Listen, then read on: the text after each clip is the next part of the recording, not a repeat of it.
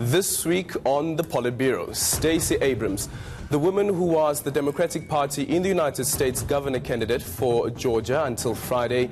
You may or may not care about American politics, let alone the midterm elections. But Stacey Abrams' story is something that's quite intriguing. Consider this.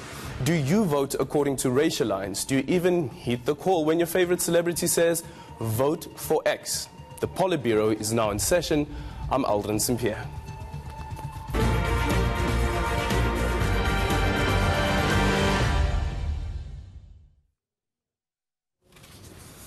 Well, we were supposed to hear a clip there from Bernie Sanders where Bernie Sanders speaks about the elections that came out, the election results.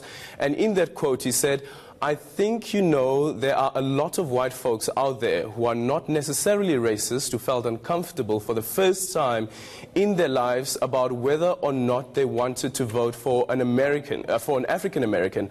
Mind you that America is the world's oldest democracy, but still grapples with this issue of race. All have equal rights, but not equal opportunity.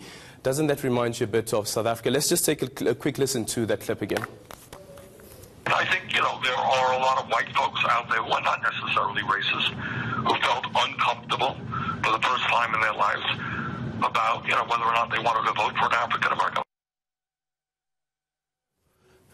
And to discuss the race phenomenon in politics, I'm joined in studio by Doctor of Philosophy and Social Science, Oshupeng Masing, as well as the Institute of Race Relations, Gareth van Onselen.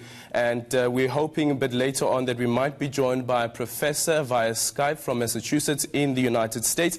But as soon as we're able to establish that contact, we'll definitely have a part of this conversation.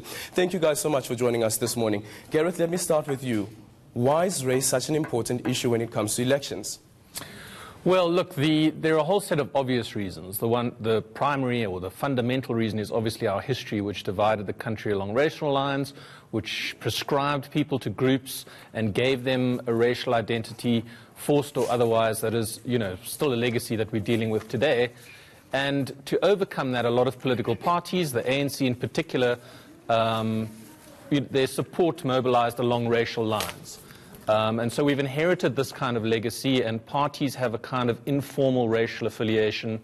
Some of them are doing better than others at breaking those molds, but to a large degree, our political support seems to break along racial lines. Dr. Oshupeng, do you think that, because what I find interesting about this the Stacey story, is that what's clear for us is that race is not only an issue in South Africa, but it's a global issue.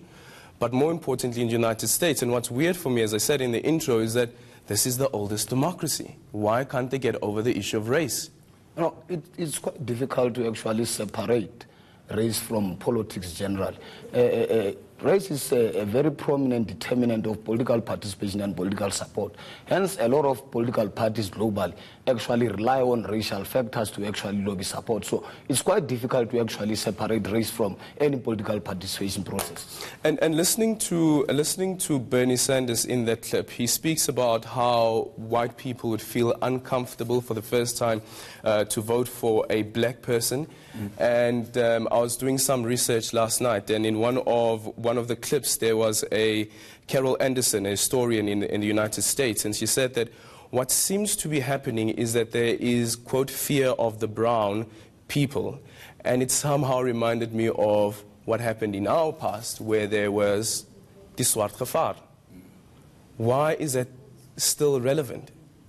No, the relevance of race, if you look at the South African context, for instance, we still have a situation whereby a lot of our black counterparts actually feel that they'd rather vote for any political party that actually resembles black, as opposed to voting for a political party that actually resembles white. So it's something, like I said earlier, I mentioned when I did my introduction, that look, it's quite impossible in any democratic state to actually separate race from politics. For instance, you can even filter in the question of tribe, that tribalism is also amongst those other factors that actually determine which political party actually gains support.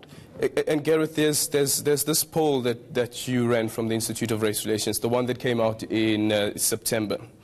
And it indicates that amongst the black people, about 94%, the ANC support base will come from about 94% of black people, right? And the DA, 37% of white people. That's quite interesting. Well, just to be clear, what it indicates is that the vast majority of those numbers that you're reading are a breakdown of party political support. Yeah. So amongst ANC supporters, the bulk, 94% are black voters. Yeah. For the DA, amongst all its support, 37% of them are white voters, but that's the vast majority of white voters in the country. Formulate that block. And the interesting thing about race relations and South African political support is that the fundamental divide seems to be between black and white voters. Indian and coloured voters are actually far more fluid. Yeah. Coloured voters traditionally switch quite a lot between the ANC and the DA, particularly in the Western Cape, and they're actually a determinant for which way power goes. There's about 30% of coloured voters in the Western Cape that tend to switch between those two parties, and they actually go a long way to determining where power ends up. Indian voters also switch in the same kind of the way. At the moment, the DA enjoys the bulk of support from both those races, but they are interesting in the way that they are far more fluid than white or black voters. But why would it be that, that white people would prefer a DA over an ANC, for instance? Well, there are a number of complicated answers for that, and I think you can ask the same question about as to why black voters prefer parties like the ANC. The one is a history, a certain political culture, those kind of things that predate our modern democracy.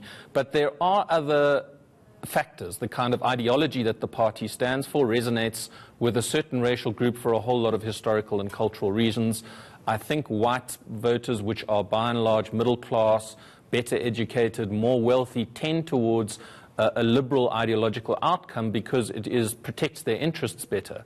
Whereas, a sort of racial nationalism appeals more to the poor and disenfranchised because it is able to mobilize them as a group and say, you have been disadvantaged and we are mobilizing with your interests primarily at heart. So is it all about the message that the party sends out?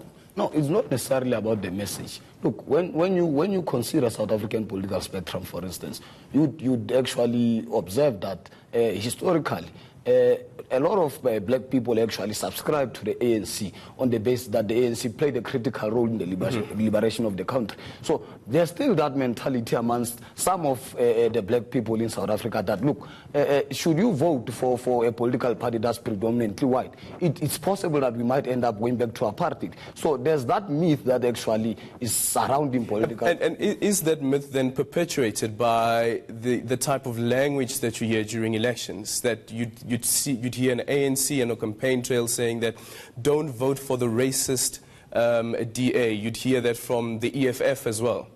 Look, what the ANC and the EFF tactically actually plays is that they actually perpetuate the message that we have contributed vastly into liberating South Africa. And on top of that, there's this kind of blame game on the part of these predominantly black political parties that, look, we are still struggling from the legacy of apartheid, the legacy of colonialism and all those things. They are not actually focusing on track record issues that this is how we have delivered, this is how we are actually providing good governance. But they actually rely on historical credentials in order to actually lobby support from the people. And Gareth, speaking about the language that you hear during election campaigning, and this is something that I find interesting, and I know that you may not agree with this, is when I covered the Kenyan elections, for instance, as well as the Zimbabwean elections, there was nothing about race. Race wasn't part of the language on the campaign trail. But yet in South Africa, it's such a huge issue. Yes. Yeah, look, I mean, we are just 24 years out of apartheid, and the legacy of apartheid is not even separated by a single generation yet. There are still millions of South Africans who experienced apartheid. And so it is very real and fresh in their lives, and it is a very powerful contemporary force in South African politics. Obviously, we also haven't done a lot to eradicate the legacy of apartheid yet, or done enough. And so it is perfectly valid, and because it is such a powerful, motivating force, for politicians to use it. When I say valid, I mean it's understandable that they should do it. I still think it's a powerful force. And here's the thing, though. If you look at the continent, if you look at the African Union, for instance, and a meeting of black men, as I always say, it's black men. It is not black and white men. It's not black and white women who are representatives at the African Union. Do you think that any country on the continent would ever be ready to vote in a white president? Well, look, I don't ascribe Is it possible? to... I don't ascribe to that kind of thing. I mean, from my personal view, the best person should get the job, and race shouldn't be a factor in that. Whether that person happens to be white or not, it shouldn't really matter. If what you're asking is whether there are enough high-profile white politicians or white political parties in the African continent for themselves to generate a white leader who could take over, I don't know of any such parties that mobilize exclusively around race in that way on the African continent. Dr. Shupeng, just before we let you go as well, do you think that it's possible at some point, one day perhaps, that on the continent we could have a white president, whether male or female? No, it's possible. It's possible. How? The reasons why I'm saying it's possible is because, look, South Africa is actually evolving. Gradually we are moving away from a point where political parties are actually able to score political gains through actually historical credentials. But we are having a situation whereby now people are actually thinking of track record. That what is your track record in government and how are you able to deliver? A case in point in South African context, a case in point. Look at the Democratic Alliance. The Democratic Alliance in the Western Cape Province, they started governing the city of Cape Town. And because of the track record of good governance, later on, they were able to actually gain support and take over the province. So hence I'm saying it's possible if we had to look at track record issues and good governance. I have a different take on that, considering what happens in Kenya. A political party like the Jubilee starts now and it wins the elections. But that's a discussion for another day. Thank you guys so much for joining us, Dr. Shupeng as well as Gareth van Onselen. Thank you so much for being part of this discussion. After the break, if Bonang Matheba says, darling, vote Kiss Party, would you do it? We explore the role of celebrities and influencers in elections. Let's go to a quick ad break.